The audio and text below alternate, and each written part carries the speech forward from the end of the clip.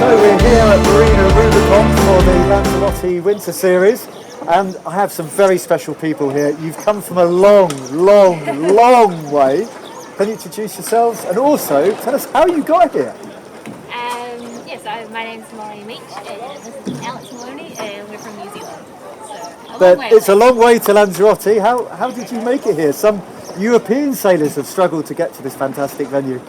Yeah, it's actually it was a tricky thing to leave New Zealand, but we're really stoked to have made it here, and we've got an amazing Olympic-sized fleet that we're racing against, and the conditions are great. So really cool. I disrupted my sleep cycle quite heavily by watching the America's Cup, and the conditions in New Zealand are very different, aren't they? So what's it like in COVID times coming from New Zealand and then coming to Europe?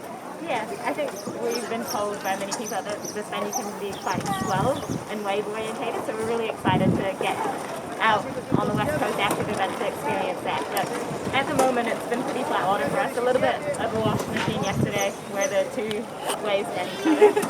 So that was difficult for boat handling and just kind of getting Molly keeping speed up. She had to work very hard to keep the boat going, but yeah. But what about the COVID situation? Because New Zealand, it looks like life as normal, big regattas, everybody able to function. Here, we're taking lots of precautions, everything's been kept super safe, but it must feel differently for you. Yeah, I mean, we've been very lucky in New Zealand with the way that the government's dealt with COVID. But I think coming here, I think it feels like one of the safest places I think we can come to in Europe, and I think the organisers and the island itself are doing a really good job at maintaining their standards. And we're super happy to have you here. Lastly, it would be really remiss of me not to ask you about your day. I know it's early in the day, early in the regatta, but every race counts in a way. Yeah, definitely. I think we're feeling like we're just warming into the event still. We haven't raced for 14 months, so we're really trying to come out firing. Sorry, just say that for 14 months. Yeah, well, we've had racing. Yeah, like 8 boat fleet at our local nationals, but not with the Olympic sailors. So this must be a treat. It's really good. Yeah, so we're warming into it. We're still making a few mistakes, but we feel like we're kind of gaining momentum and getting our racing skills back up. Perfect. Better here than in Japan. Thank you very much for your time. Thank you. So what do you think the chances of the Olympics going ahead? I think all the communication we have from New Zealand is that the Olympic Games are going ahead, and we're here in preparation for the Olympics. So.